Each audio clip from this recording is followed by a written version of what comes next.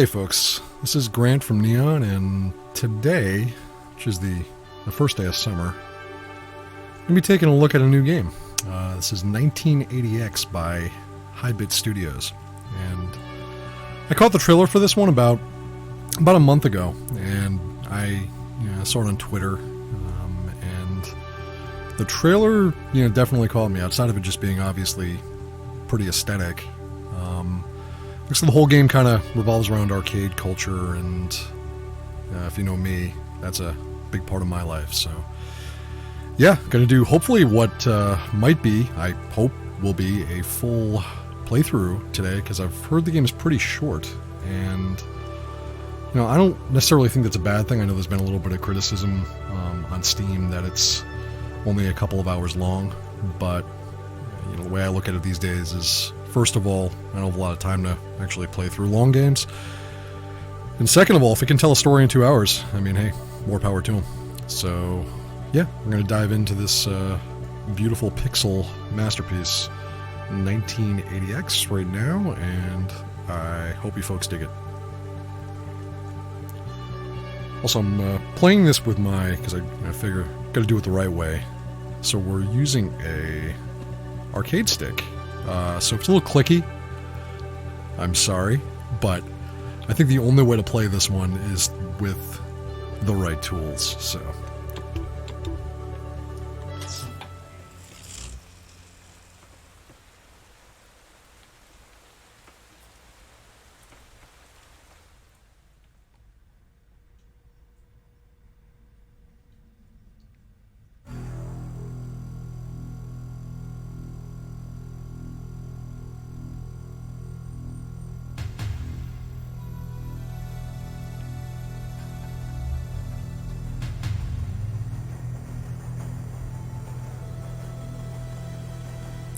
Yeah, this has definitely been billed as kind of like a hybrid game with a lot of different every style of arcade game that you would have seen in the late 80s or early 90s is going to be present here.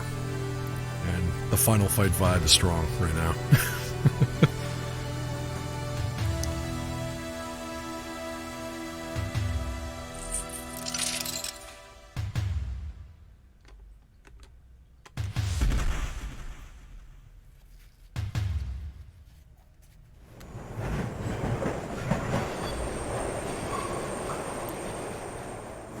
So shades of Vigilante.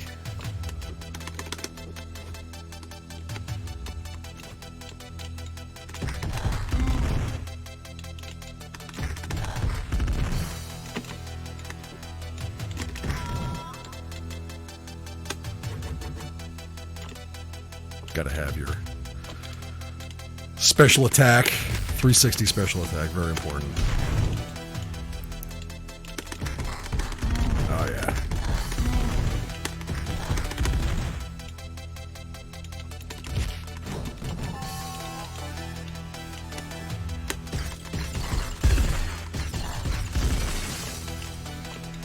You know it's a beat 'em up when you smash a phone booth for either a piece of pizza or money. In this case, money.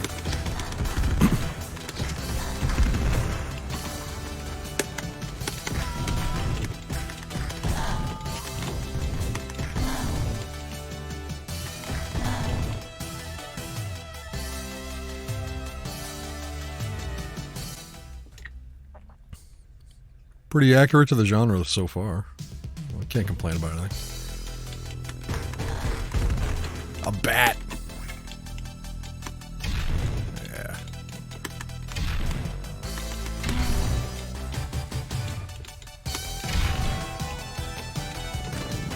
Digging the pixel art so far, too. Oh, that's cool.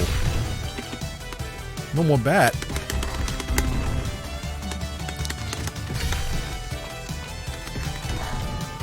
I just want to go to Video Shack.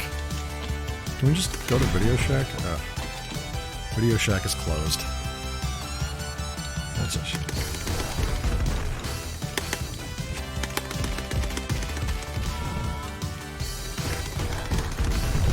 Hamburgers.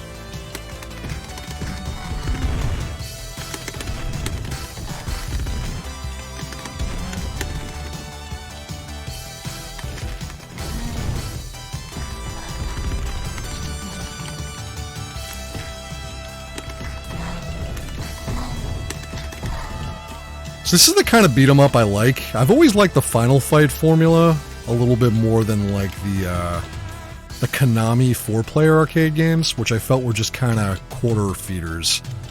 I think that by that point, the arcade game companies have realized that you really shouldn't be able to one credit a beat 'em up game, which kind of sucked. So yeah, I was never into those Konami games. I just felt like there's really no good way. The enemies have invincibility at weird times, and like, yeah, you're always gonna get hit. But the original like crop, like Vigilante, Final Fight, Renegade, stuff like that, if you were good enough, you could actually make it through them. Double Dragon too. That elbow punch. Yeah, they felt more fair, and this kind of feels like this. We'll see though. We'll see once we get to the boss.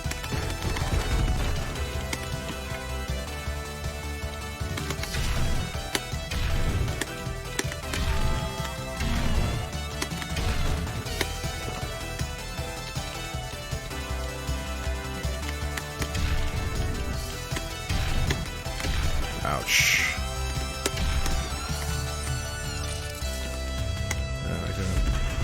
That's a continue. Oh well. Didn't one credit this one. Man, this guy's kicking my ass.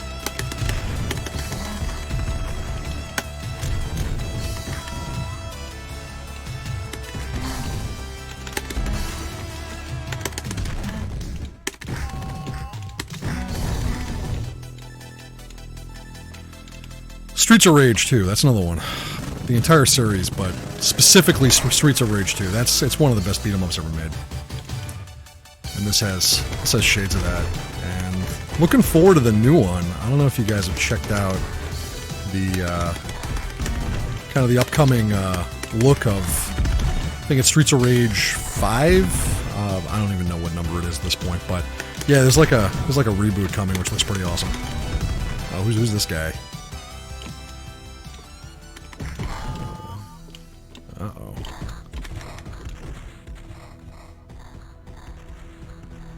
Think this might be a cutscene.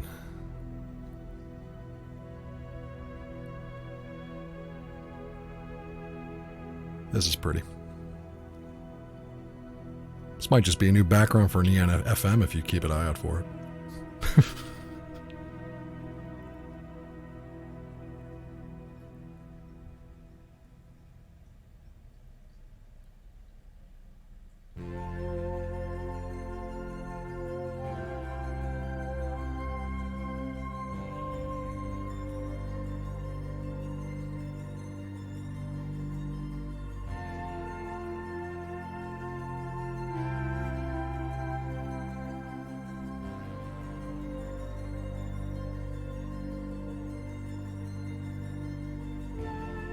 There I was, up in my room, just like every other night,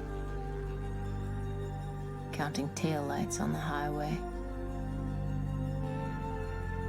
Soon the cars below would reach the city, but me, I'd still be here, stuck in sleepy suburbia.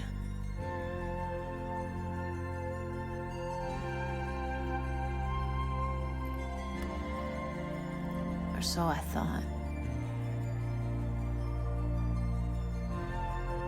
But sometimes extraordinary things will happen if you just let them.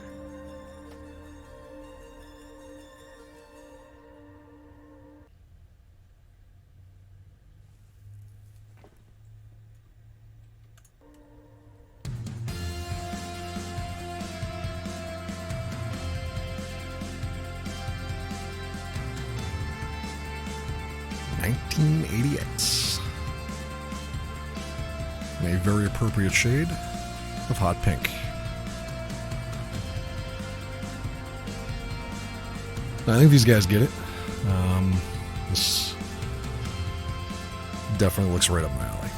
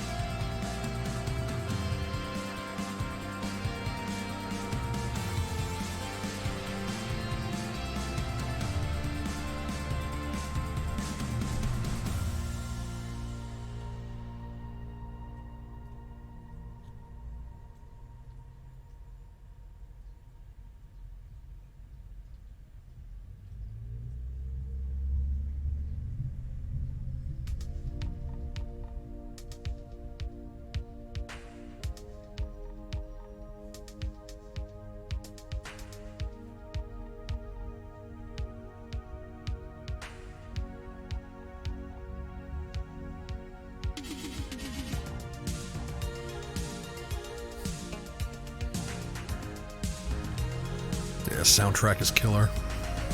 Welcome to suburbia, just outside the city, sometime in 1980X. What you see around here used to be all that I cared for, because it was all that I knew. It was here that I'd met my first friends, rode my first bike, found my first love, and found out that nothing lasts forever. This is the place I grew up in and grew out of.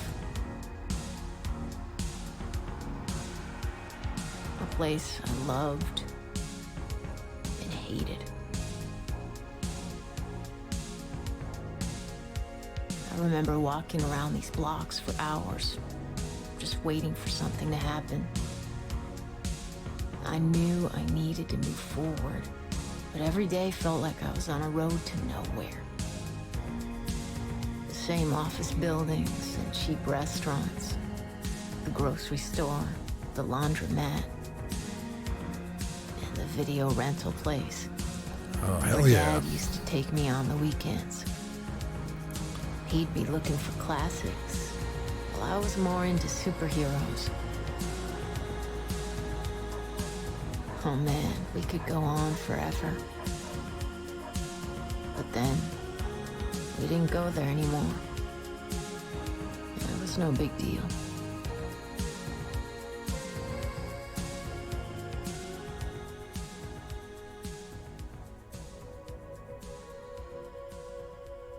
These days, I guess I was just looking for anything that could make my heart skip a beat again. And that was when I found it.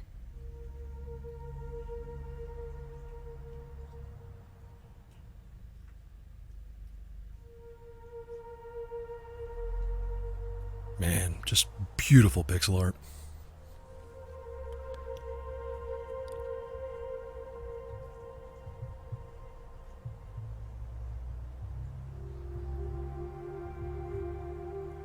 The factory was built long before I was born, but had been shut down and abandoned for as long as I could remember. Mom used to tell me to stay away from there, but there was something down that pitch-black alley that caught my eye. I'm getting goosebumps. This is my life. It took all the guts I had to go down the stairs. The basement air was thick with cigarette smoke and 10,000 volts of energy. You bet it was. And in the midst of this electric haze stood an army of high-tech creatures, their huge crystal-clear screens flashing before my eyes. I'd seen video games before. Dad even brought home one black and white model when I was really young. But this was something else. Something you could not take home with you. And this place was definitely no hangout for children. In front of these machines stood some of the coolest uncool people I had ever seen.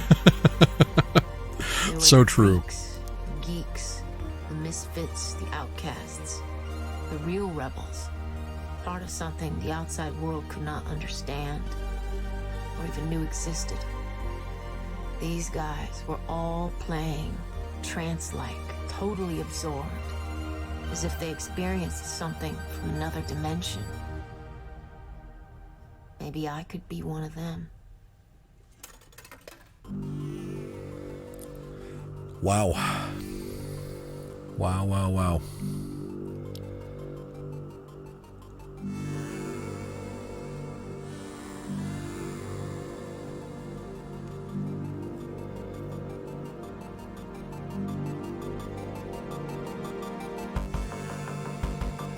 So before we jump into what looks to be the shooter and probably my favorite part of the game, because that's my genre. Yeah,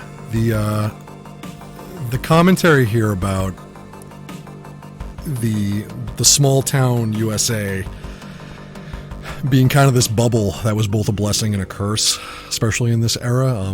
I grew up in a place like that where, you had your local shops, you had your pretty much everything within walking distance, and your friends and your enemies all in the same spot, and that was kind of your world. And places like video stores, places like the little corner convenience store, and especially places like the arcade and the movie theater, those were really important. And as a lot of that died, as the world got bigger and bigger, it definitely opened people's horizons in some regard, but it also changed a lot. And I think a lot of what's going on here in this is definitely playing off that concept, which is a big part of the aesthetic movement. It's a big part of what's going on lately with synthwave and everything else. It's kind of a return to, or at least an emotional return to that kind of world.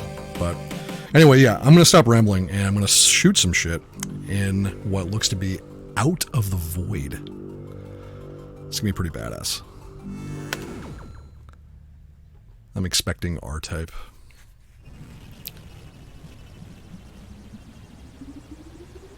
And yeah, it's gonna be R-Type. It's gonna be very R-Type.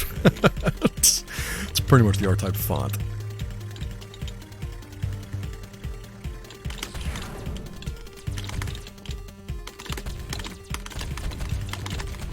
Surprisingly tight controls. For something not primarily designed to be a shooter.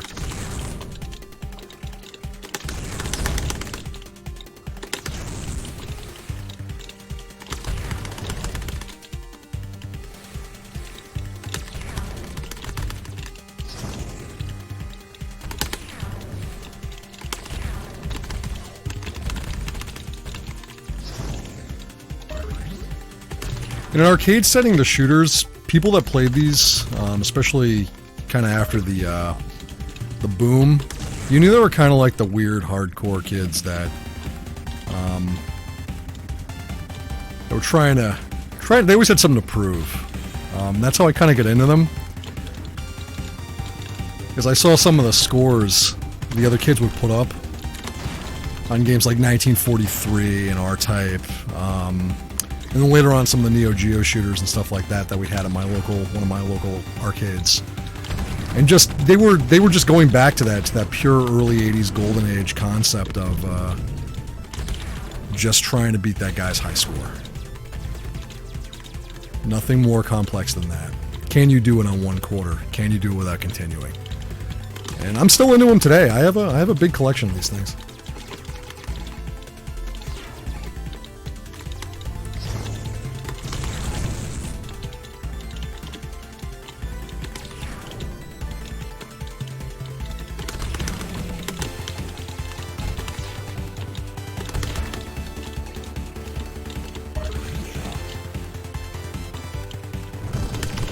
This ain't bad. It's actually reminding me of some of the later TurboGrafx 16 shooters, which, man, that system had some great shooters. Oh yeah, it's very R-Type. The whole framed enclosure here, that's pure IREM.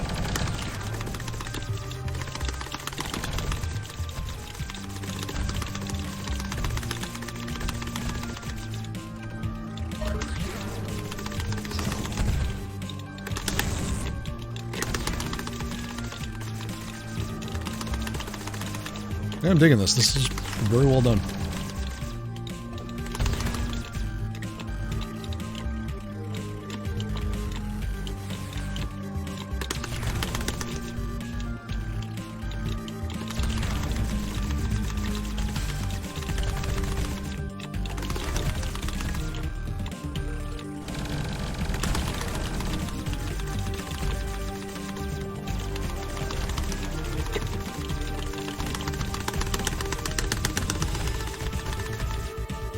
Glad I'm playing this with a stick.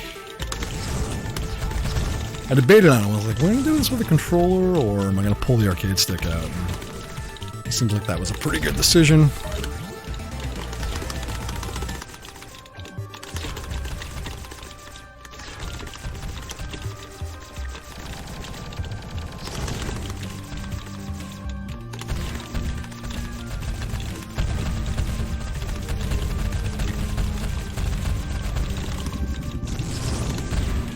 Shades of Darius going on too. It's one of my favorite series.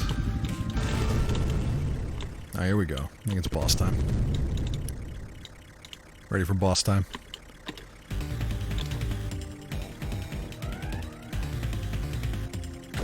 Oh yeah.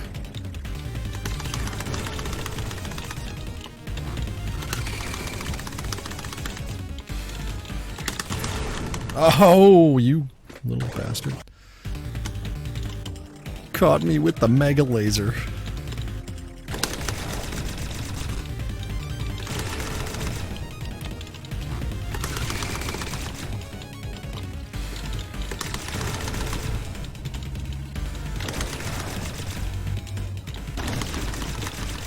He's gonna drop crap on me now. They always do that.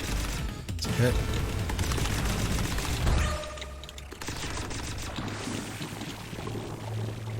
The robot is bleeding. Of course he's not dead. He's gonna turn into a brain or some shit now. That's the way it always works.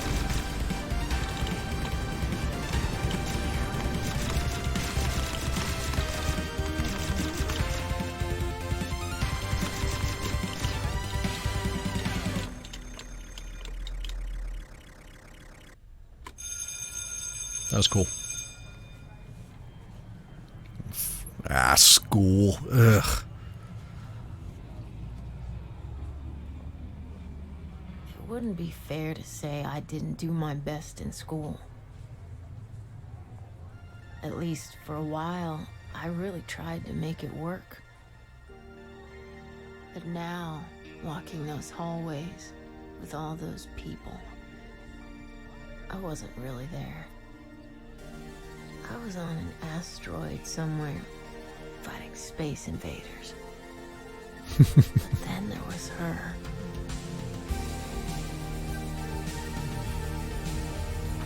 Uh-oh. That looks like trouble. I know that very specific kind of trouble. Yeah, that's trouble. She was the wildest thing I'd ever seen. Oh man, that girl was born a rebel. Free to go wherever she wanted to.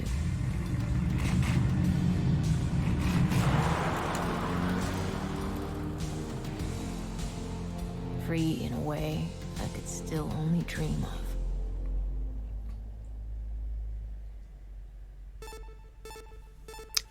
Oh, racing game time. Time for some pseudo outrun.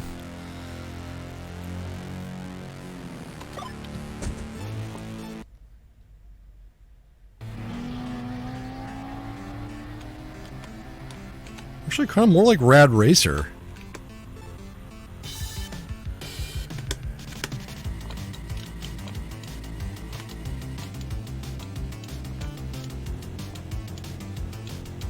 So Outrun, when it came out, when Sega came out with Outrun, it was a really big deal because if you compare a lot of the arcade games of that era, and look at them in comparison to Outrun. Outrun had absolutely ridiculous graphics. Sega's System 16, it was way ahead of its time, way ahead of its time. So all those early Sega 3D games like Space Harrier, Afterburner, Outrun, man, they were back in the day. I remember when they came out, and I remember people just being absolutely in awe of what Sega was doing in the graphics department. They also use some pretty crazy hardware too. The boards are a pain in the ass to repair when they die. I know that firsthand.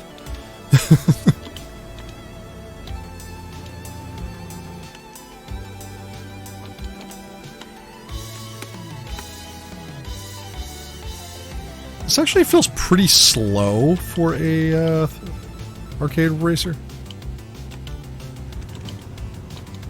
I was like, do I have to shift into gear here? And I don't think there's a way to, so. Yeah, I think just taking it easy. This is a very slow arcade racer. Which makes sense. I think a lot of people not familiar with these games would get their ass kicked by them. Outrun is a really hard game.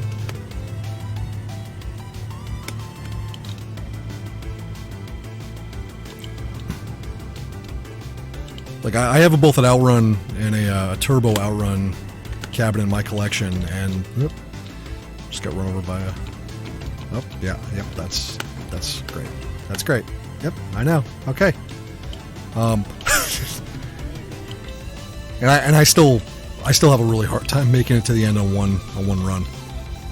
I'm probably not going to make it here. I think I'm screwed. 4, 3, there it is! Checkpoint! Checkpoint! Yes!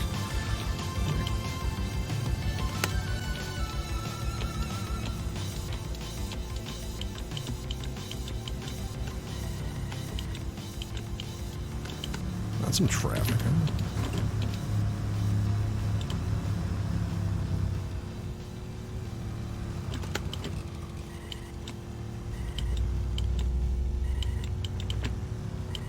This is gonna be close.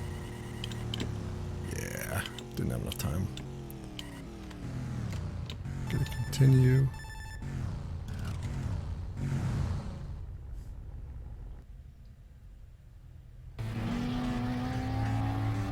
It's gonna make me do it again. All right. I spoke too soon. I was like, oh, I was all. Yeah, this is an easy racing game, and I completely proceed to suck at it. No, but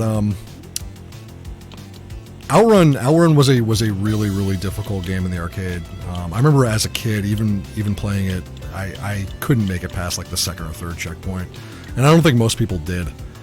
And even as an adult who owns one, I can get a couple games on that and still pretty much not even make it much past when where my 12-year-old self did. So.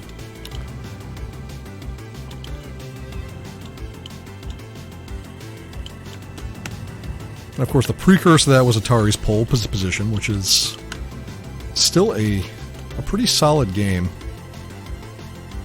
Although I find that people that are good at pole position, they've just kind of memorized it. There is definitely a way with pole position to kind of know how to enter every single turn on every single track, qualify really high.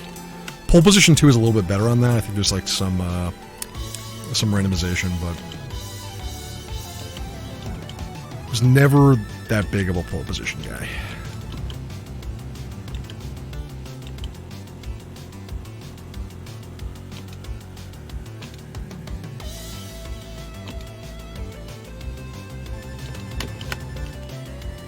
Time extended.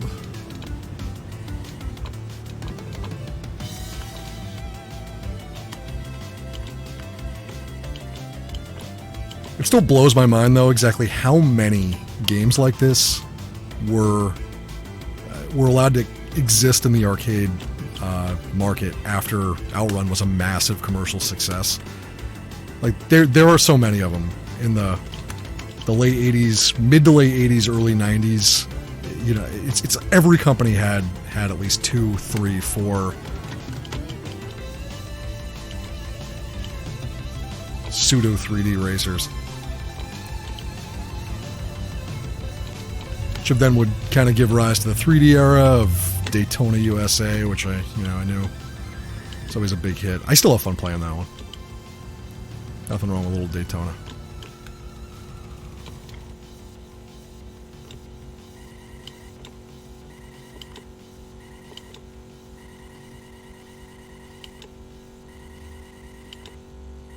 This tunnel's long. Oh yeah, look at this. It's synthwave land now. Got speed lines. This is my thing. Here we go.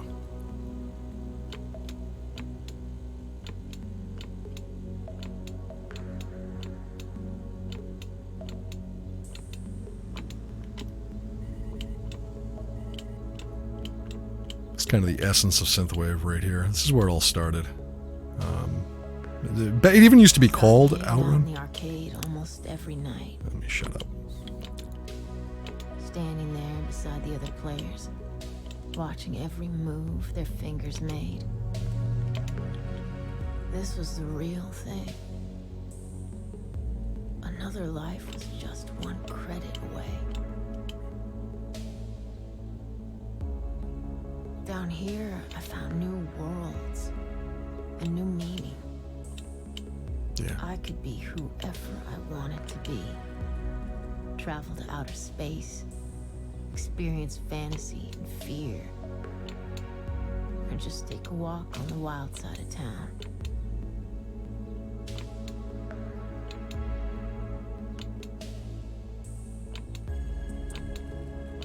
But nothing could beat the rush of the highway.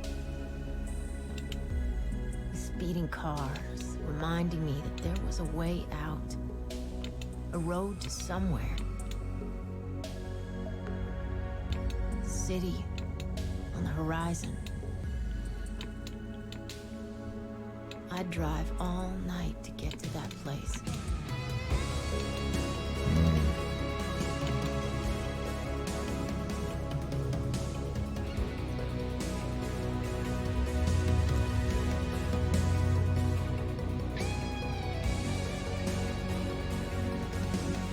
Now, there's something really, really special about arcade culture, and I think that what makes it more special is how short it lasted comparatively, to other forms of entertainment. People don't realize that it really was only a few years, and outside of the brief resurgence in 1992 when Street Fighter became a thing, I can't really emphasize enough at how much of a unique and amazing and beautiful thing the concept of the arcade was. The American video arcade is this thing lost to time where... But it wasn't just about the escape. It's going to complete my sentence for me. Transformation. For every visit I made, every game I uncovered, every move I mastered, I felt stronger, more confident. Some guys said I was nothing but a dreamer, completely out of touch with reality. But I don't know. Down here, I was free. I was in control. No one told me where to go or what to do. The only bad part about it was having to come back up to the real world.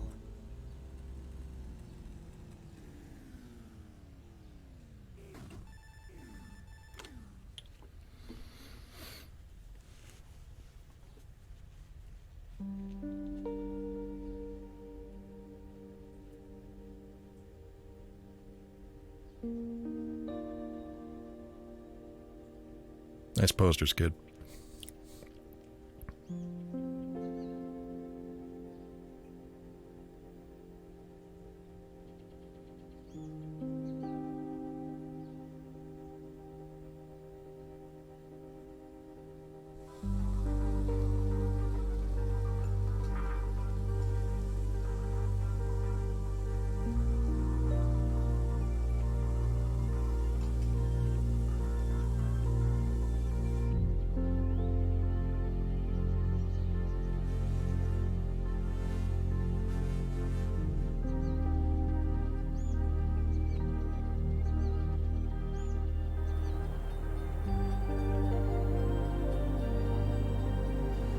You can see a lot of pixel art loops coming from this. This is like a treasure trove of that. Anyway, a little bit back what I was saying before, there's this certain type of, face-to-face connection you would make in an arcade where ever since that, it really has never existed. When we were kids, life was so much easier. You could go from bug collector in the morning to bank robber before bedtime. anything was possible.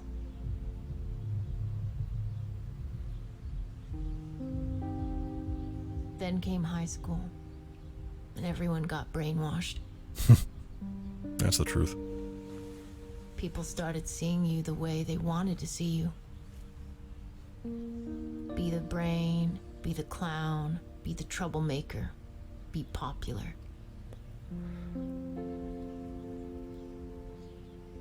People would define you in the most convenient way. And then, that's who you are.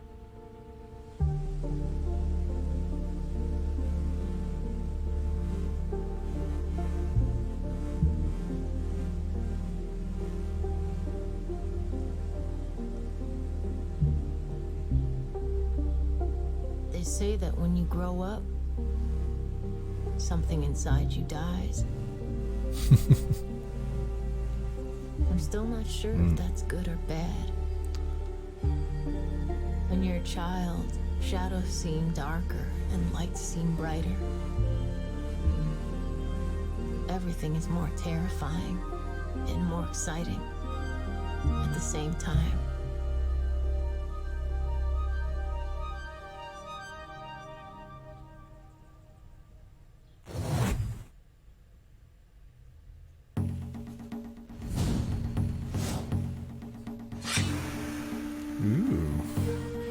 So I think this is pretty obviously the ninja game. Just kind of like the shinobi type of genre. Side-scroller. Shadow Dancer, another cool one.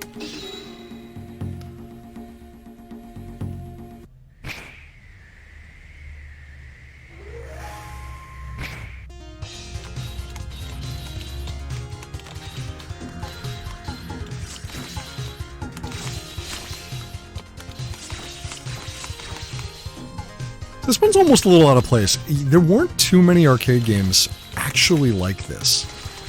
And when they were a little slower paced.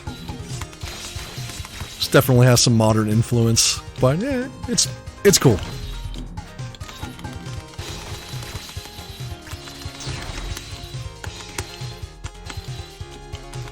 But yeah, the entire concept of the video arcade, man, it was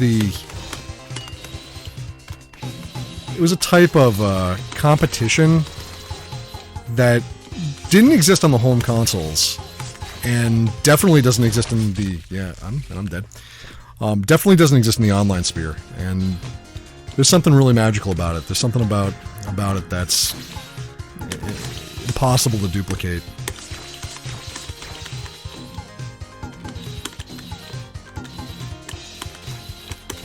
And I could talk for hours on why I think that exists. A lot of it has to do with the types of games. And how games were designed. Because games are designed very, very differently now. And that is not a good thing. Do that.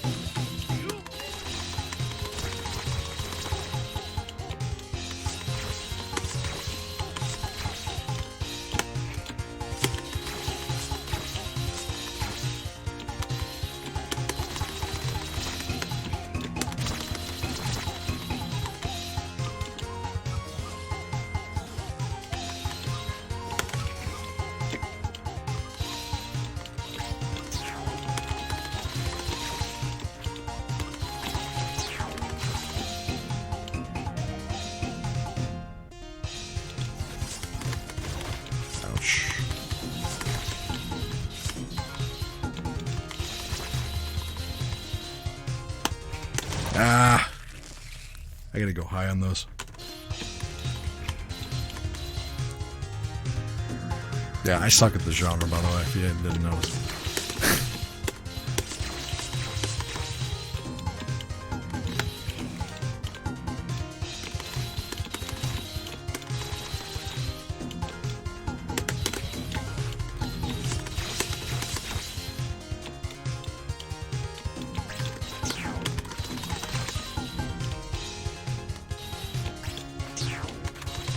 Sorry, little ninja star.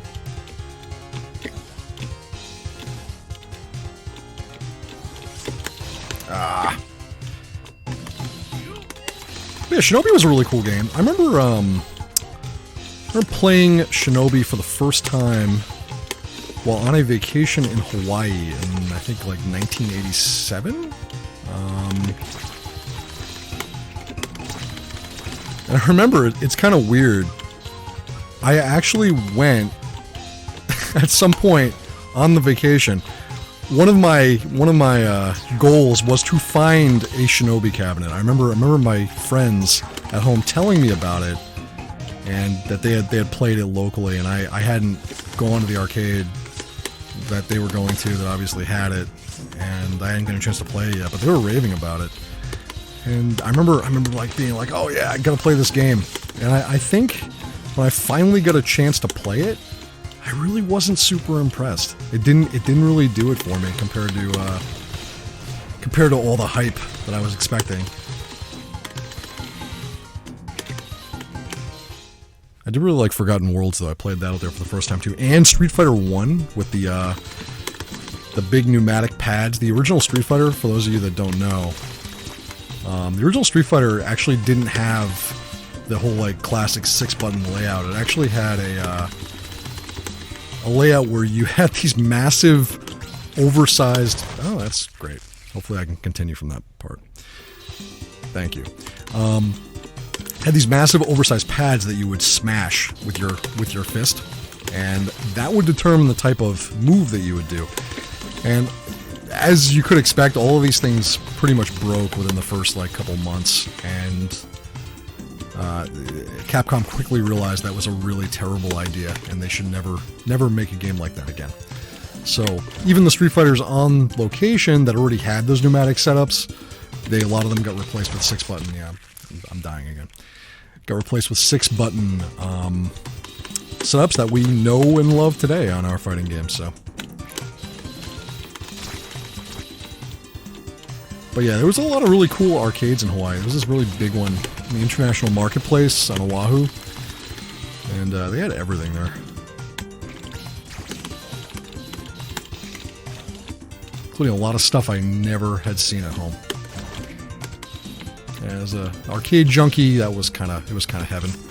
Man, those spears really hurt. I think they do multiple damage. Massive damage. Alright, I'll pay attention to what I'm doing here. Otherwise we're going to be here for like 3 hours.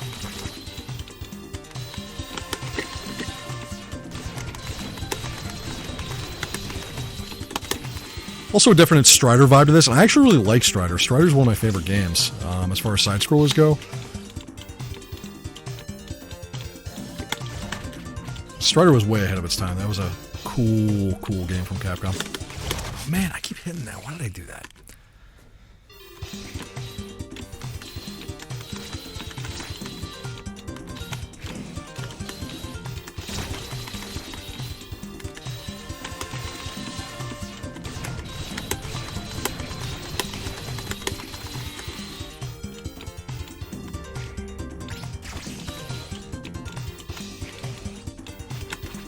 Strider's another one of those where trying to beat that game on one credit, man, once you start getting like the 4th or 5th level, that becomes an absolute nightmare. Holy shit. Yeah, I'm messing around.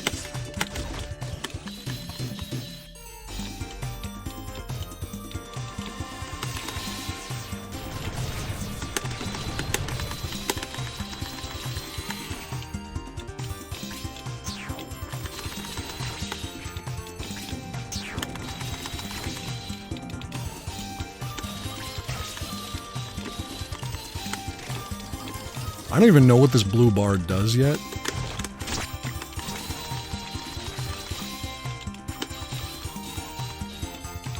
think it's some kind of like special attack.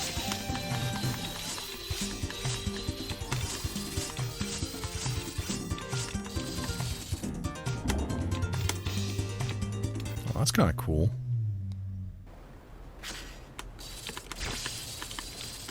Oh, this is really Strider right here. Yeah.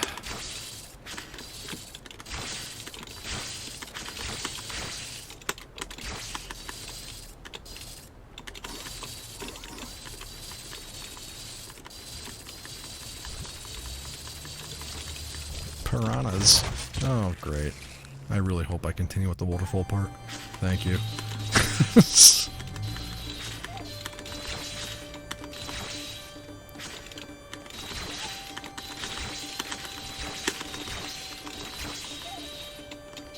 Yeah, the whole side-scroller arcade genre was really hit or miss. You know, there were definitely some great games.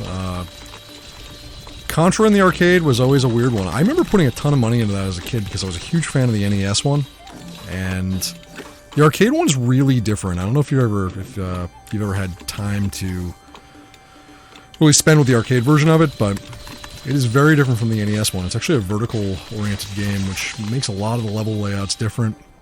In some cases, better, but it's very different. And I actually don't think it was until like the mid-90s with Metal Slug that the formula was really perfected. You know, Metal Slug's a really special thing. Damn those spears! Oh, great. Okay, yep, boulders. Great. Yep. And into the pit. This one's pretty hard.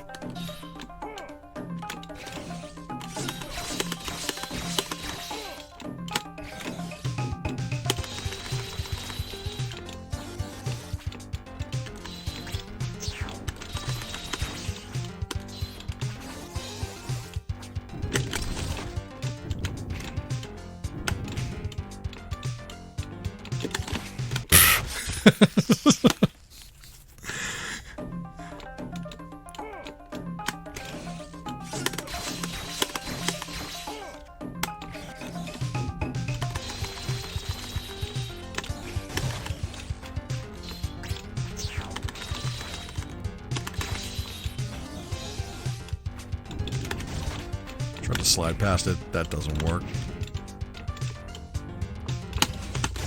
Yep, I fell in the same pit 3 times.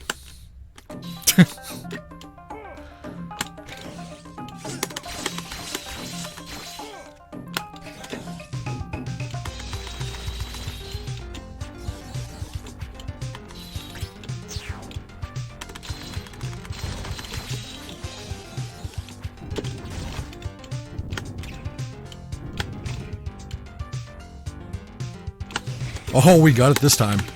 Look at that. It's okay, I'm sure I'm going to fall into something else in a second here.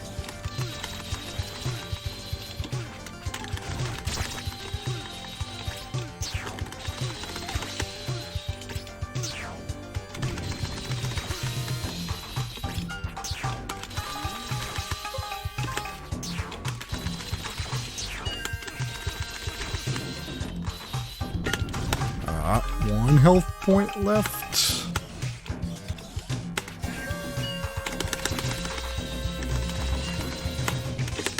Oh, come on. You put him right there. You put him right at the...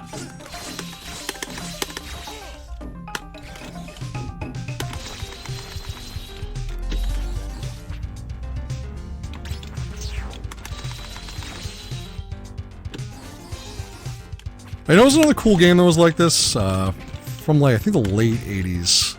Legend of Kage. I remember playing that in the arcade a lot. It's like a crappy conversion cab over at a pizza place near me. That's the one you can climb. You had like you can climb trees and jump around. It was a really cool game. And kind of like, I feel like people don't remember that one. I put a lot of money into that. Never really made it anywhere in them. I should go back to it.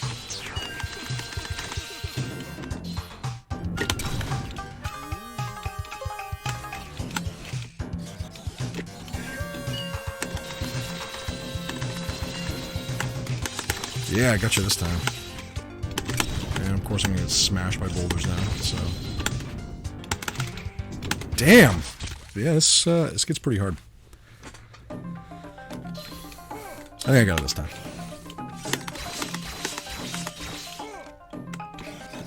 Yeah, or I could just jump into a freaking hole. That works too.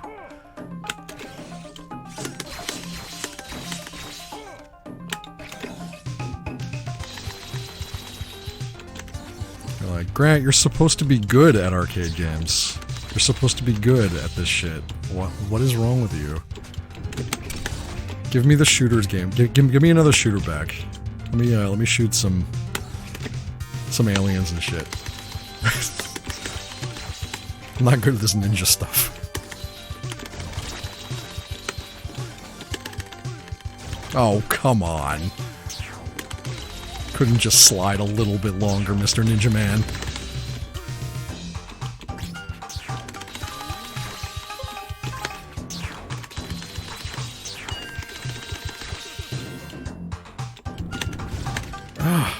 There's like a delay when you're transitioning platforms. There should not be a delay.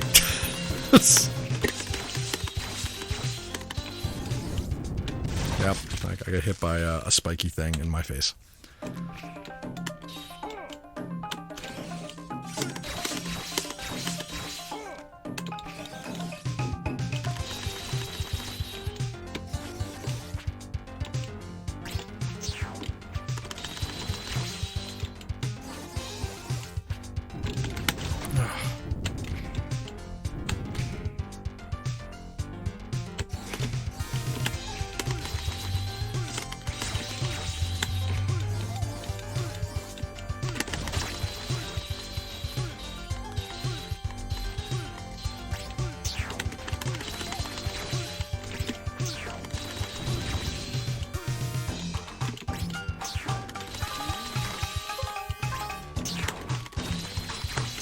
Nope, that was dumb. Or yeah, I could jump into those spikes too. That works. Yeah, this is surprisingly tough.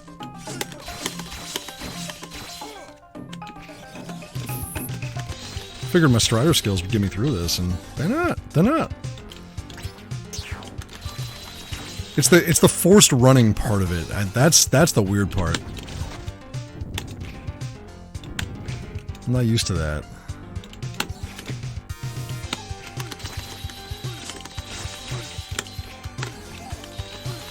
It's like you have to slow down a little bit. I'm an old man. Oh man, this is just terrible.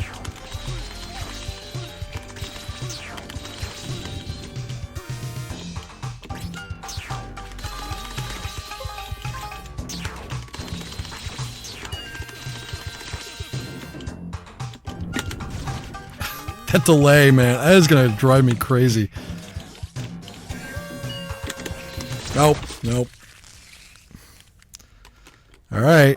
We're gonna. I'm here for the long haul. So this is gonna happen.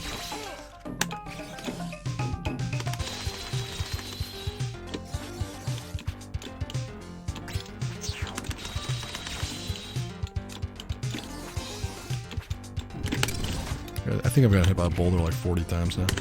Yeah, whatever.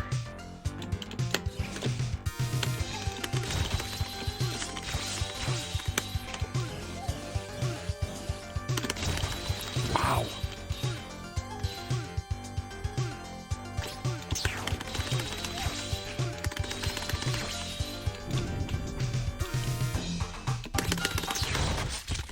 I tried to get him before he threw his little ninja star. I failed.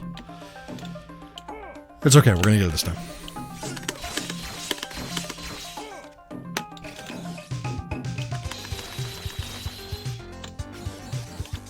Boulder. No.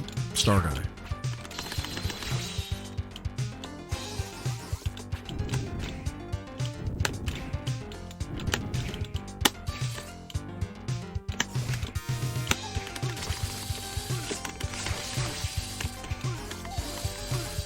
Okay, I get like a lightning sword when I'm powered up, which does not save me from much of the stupid crap trying to kill me, so.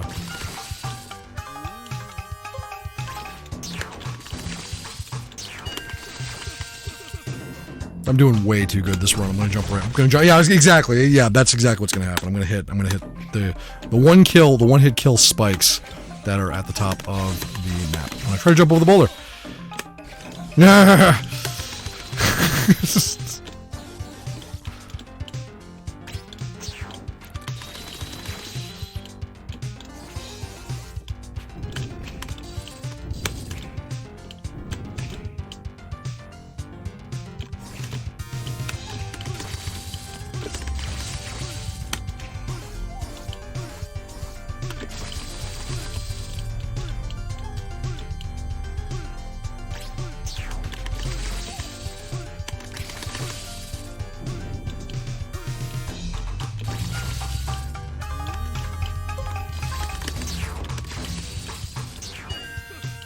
I'm just gonna stay on the lower level. The spikes are not happy.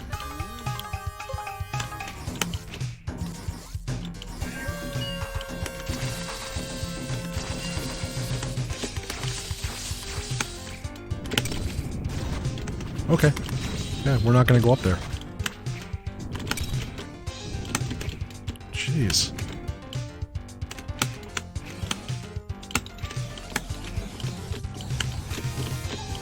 Oh my god. Come on.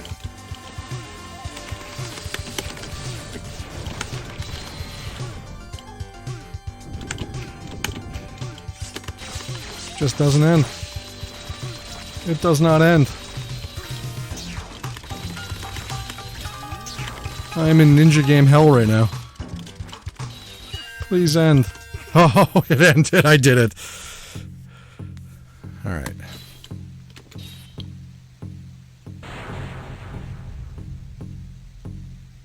I feel like this is a climax of some sort. Oh, here we go, Mr. Oni guy.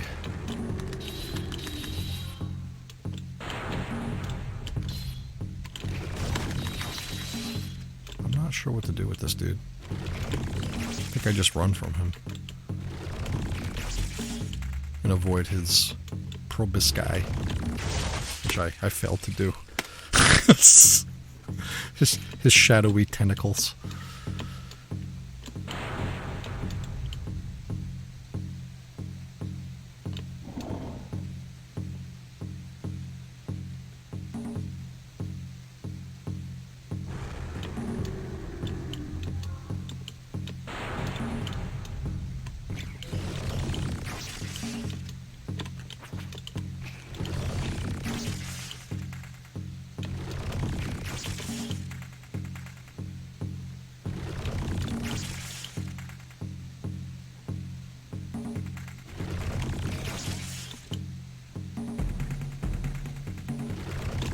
Oh.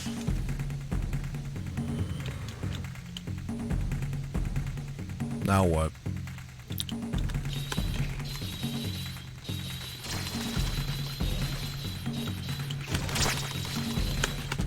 Oh, that's fair.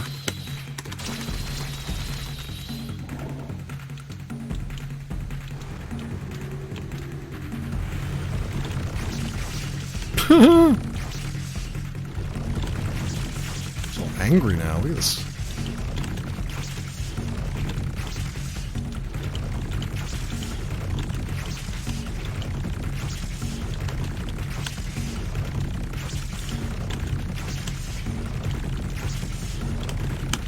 Oh, had to go high.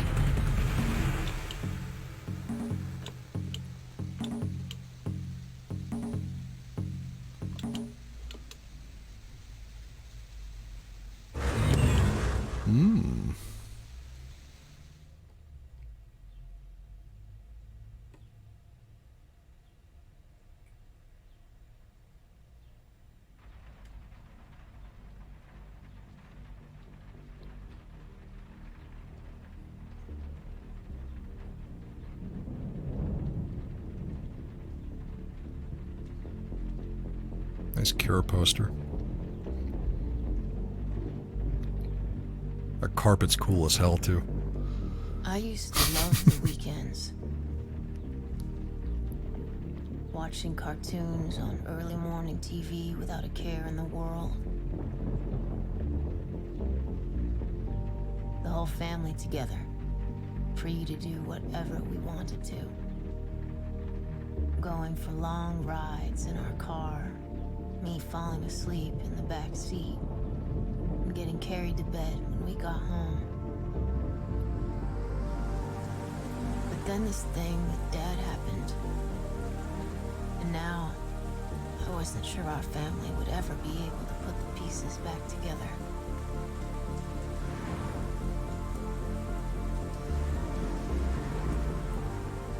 Being home alone with Mom, watching her two fall apart. I couldn't stand it. I had to go somewhere. Anywhere. I just had to get out. I used to fantasize about the city. vaguely planning my escape, but never actually getting on the train. I've really seen a piece of pixel art very similar to that before. Comfort and made up stories where I could pretend I was someone else. Mom would always tell me to quit dreaming and get That's back beautiful. into the real world. I couldn't care less. That night at the arcade, everything changed.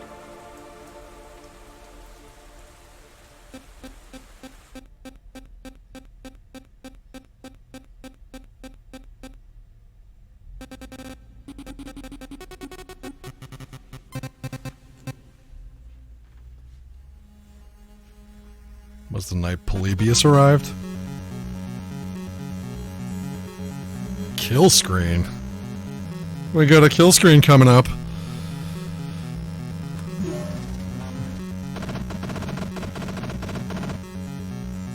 See, there really weren't like RPGs in arcades like this, though. Like this was a Commodore 64 thing, which is its whole other culture. But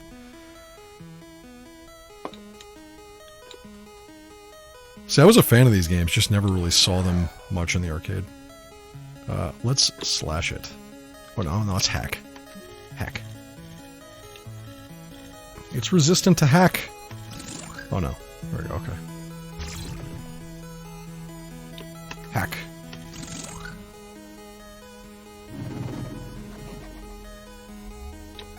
Slash. I'm dying. Aha. Just a kid.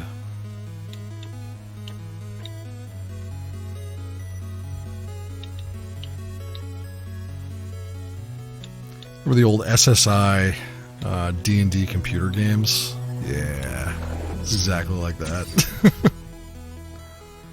I'm going to heal because I'm dying. Beam. Fantasy Star. Yep, another one. Yeah, it's more of like a console thing, and of course, I gotta heal again. This guy's kicking my ass. Oh, I can't heal again. Oh, that's good. I'm dead. Blarg.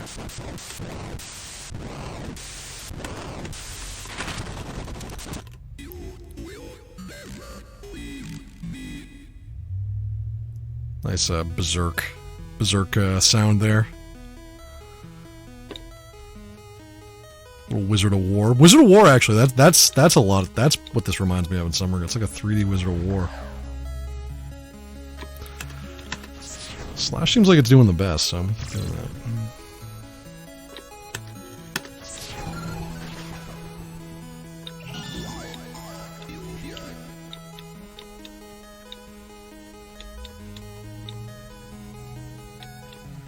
Yeah, Wizard of War with the voice clips. Oh, what is that? That's not creepy or anything.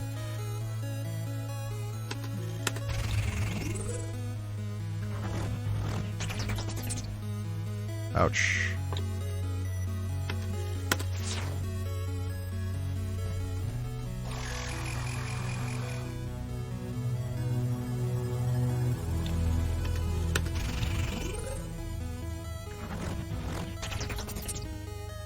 That hurt. I gotta heal.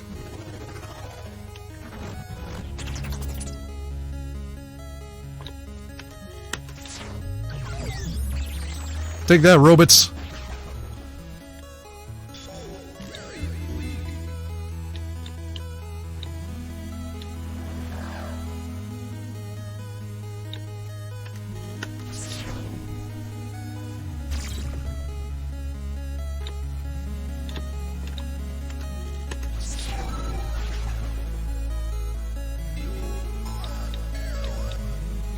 You are error.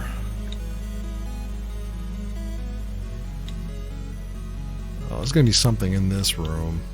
It's big. Yeah, it's a Durgan. I gotta heal up from the oops. I didn't know I get HP back. That's going to be a problem. Yeah, I just got blown out by Mr. Durgan here. Alright, yeah, next time...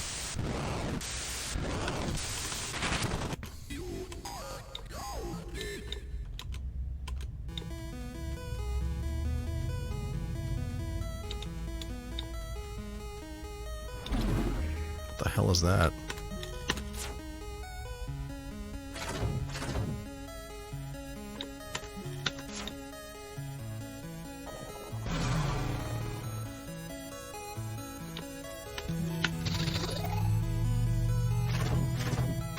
Wow, that thing did a lot of damage.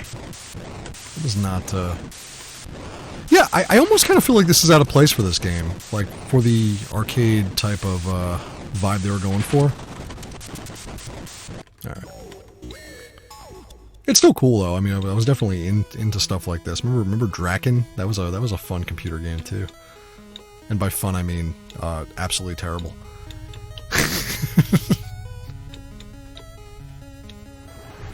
Oh, more robots.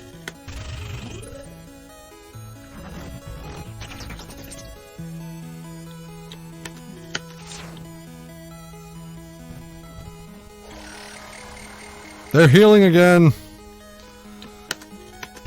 Damn Healy robots. Alright, I have to heal just in case I don't kill them.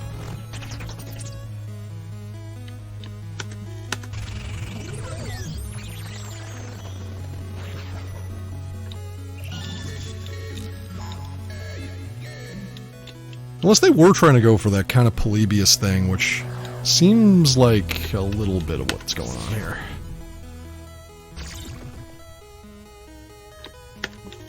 The game that is not really a game.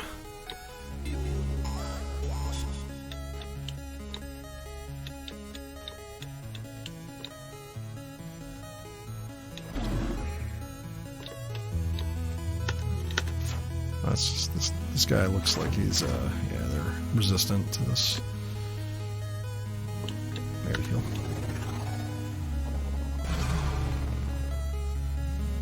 Man.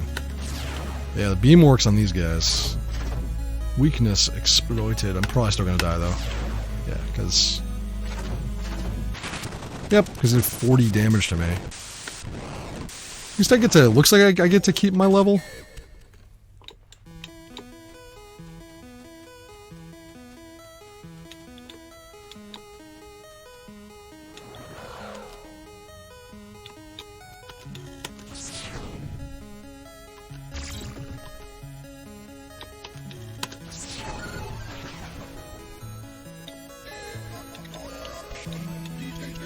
Yeah, I get the impression they were trying to go for something like a, I don't know, I think we'll know more once I beat the dungeon.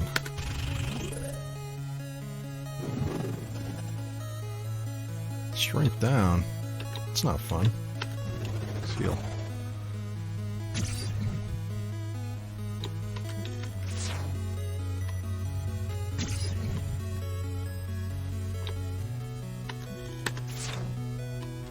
This is kind of hard.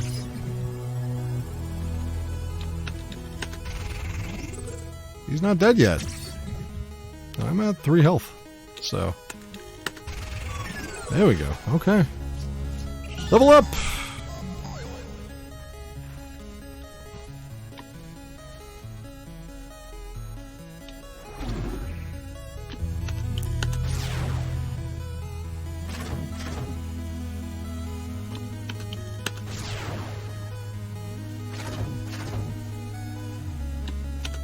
Some heals. Shadowgate too. That was a cool game. Remember Shadowgate? Yeah. This definitely has a feel of the genre that Shadowgate kind of was pioneering in many ways. All right, this is where the dragon lives. All right, so.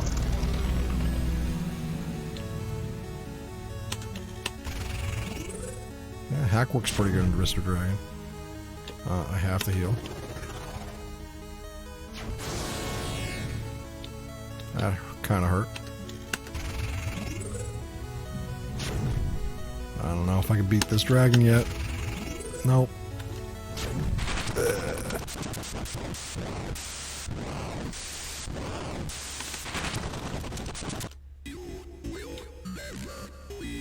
Yeah, definitely a Wizard of War vibe. I love Wizard of War. It's a fun game. I often think it's kind of like the first-person shooter in many ways. It's got that like semi-competitive feel to it. I used to like it as a kid too.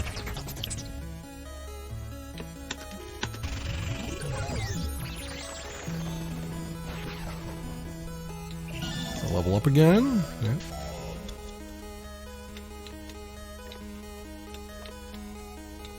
Taking a different path this time. 100 HP. Massive damage.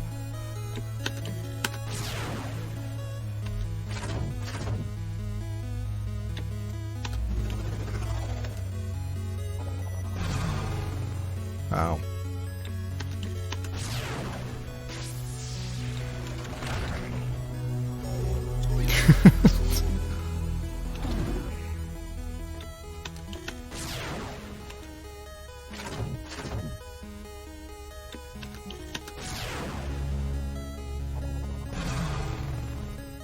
Ouch.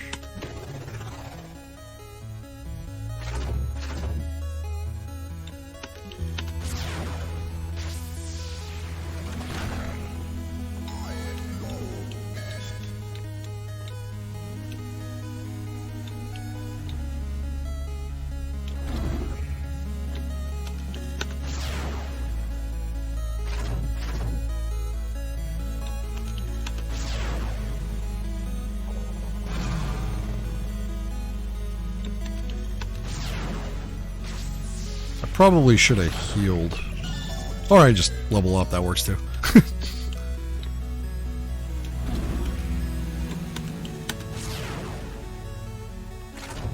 Gotta grind before taking on the dragon. Despite, you know what, I've never been a huge fan of this type of game. I don't know. Certain ones are cool. Never been like a huge turn-based combat RPG fan though. What slash on these guys? Yeah. No friends! Exactly, yeah, no friends. No friends at all. When you play these games, you have no friends.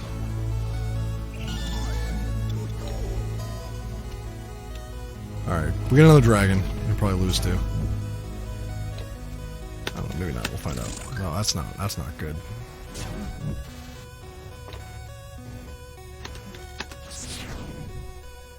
He's weak to slash. And I gotta heal. I just don't think it's gonna be enough though.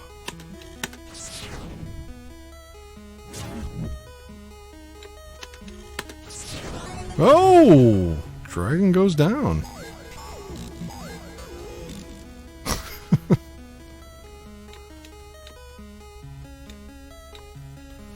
Maze is kind of glitching out a bit.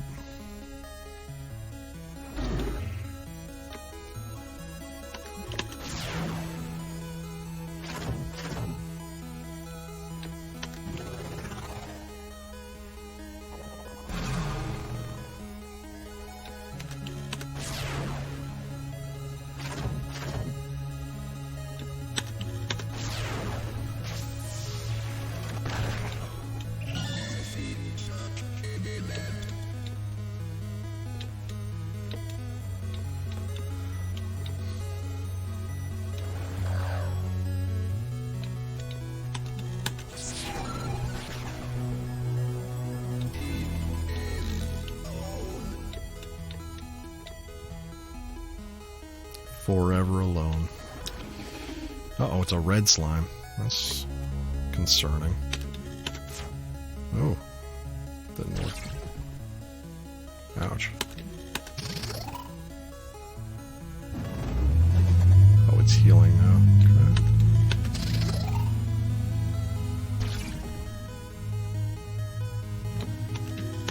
Okay. Gotcha. Please stay.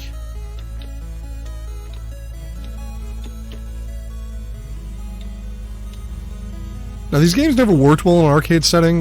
You know, there were certain like RPG light type games like D&D Tower of Doom, stuff like that. But the whole point to you know the amusement industry was that it was based on time per quarter. I'm actually not going to fight the dragon yet, and they wanted that time to be like roughly like 2 minutes or so. They didn't want you at the game for that long. And something like this, yeah. Games like Gauntlet, though, they definitely worked in an arcade setting. Gauntlet's one of the best arcade games ever made for that reason. While still having that RPG feel to it. It's really all about how it's structured, but like the classic turn-based RPG would be way too slow for an arcade environment. That's not going to make those operators money.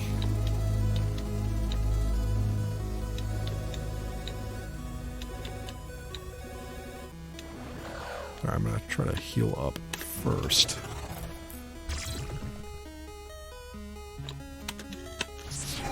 Get rid of him. Alright, I'm going to go back, deal with this dragon now. After I fight these stupid robots.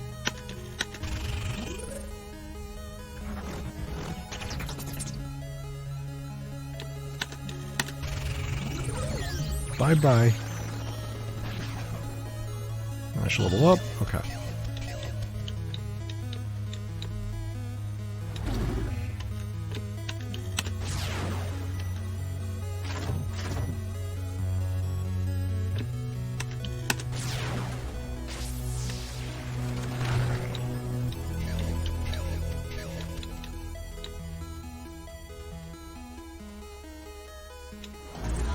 Ooh, a white Durgan. I'm going to try to hit him with a beam first. Yeah, I've kind of felt the beam would be a good weapon against this guy.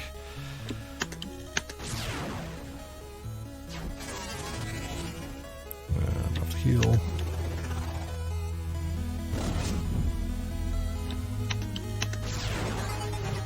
Bye-bye.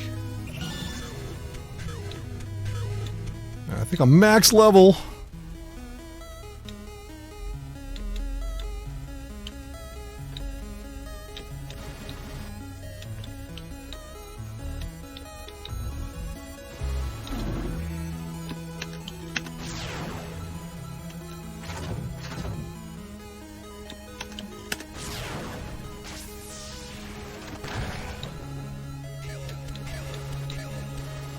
There's a game in this perspective too on the TurboGrafx 16 I really got into when I was a kid called Silent Debuggers. It was a cool game. Nobody knows about it.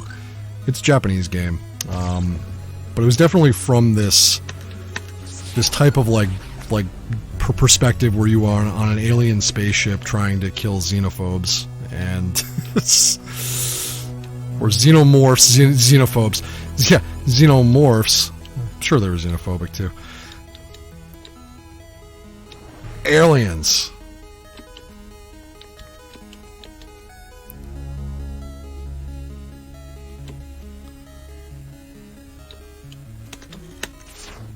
I'm traumatized by the arcade game Xenophobe. That game was terrible.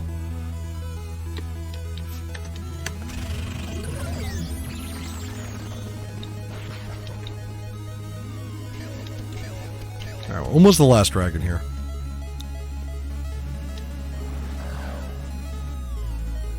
Now where should I heal?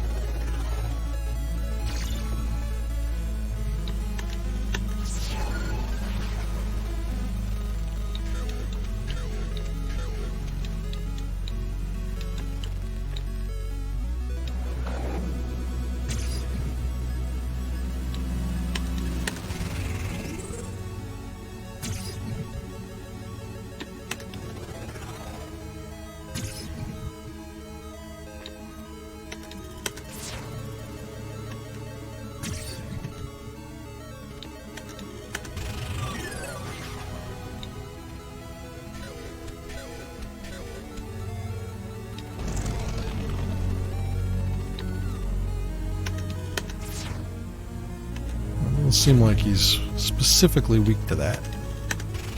Oh, hack. He doesn't like to be hacked. Heal up.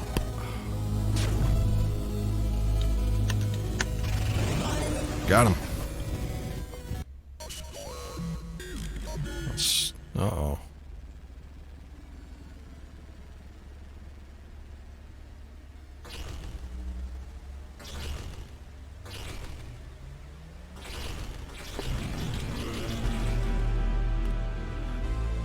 Oh man, some system shock shit going on right now.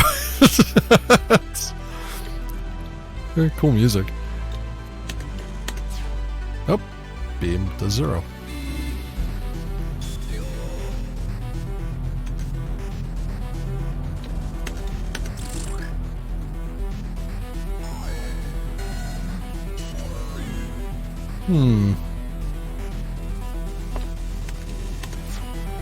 Well, that's not good.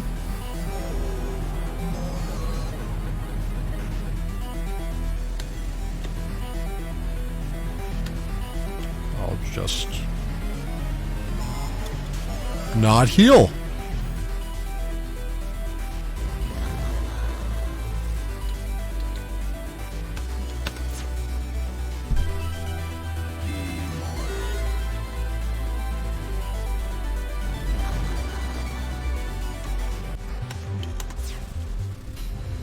Well, that's not fair.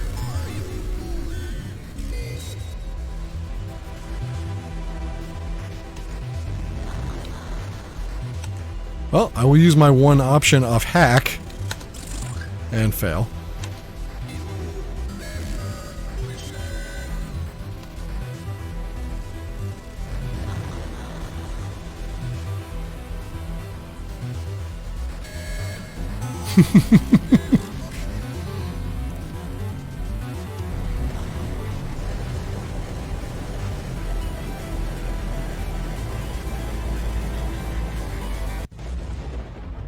Yeah, that sounds like a thunderstorm. Lightning just struck the arcade. I guarantee it.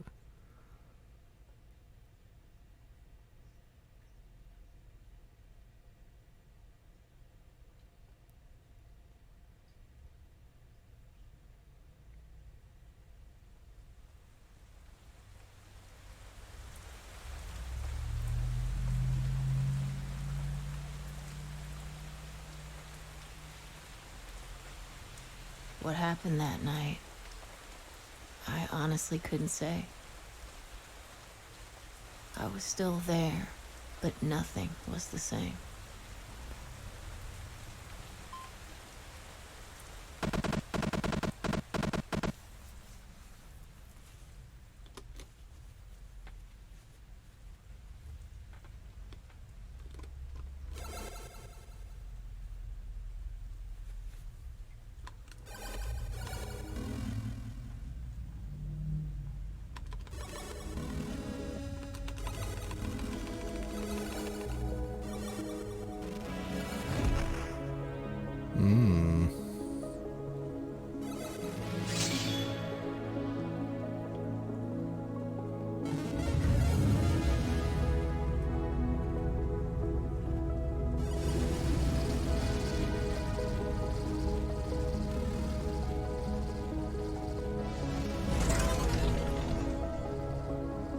The game was not over. It was just beginning. Cool.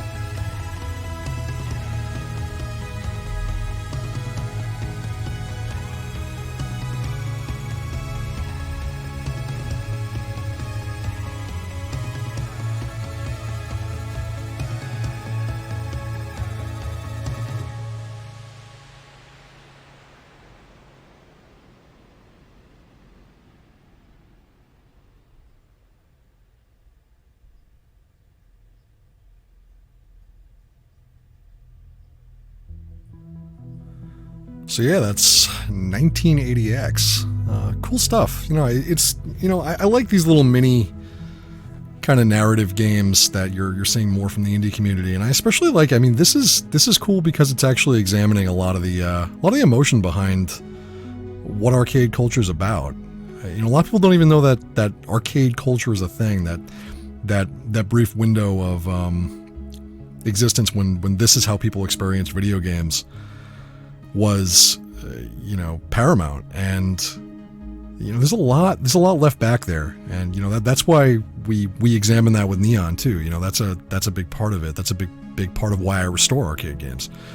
It's the history behind every single one of these, and the hundreds and hundreds of people that have walked up to that control panel, put in a quarter, and experienced a different world, and what they've walked away with.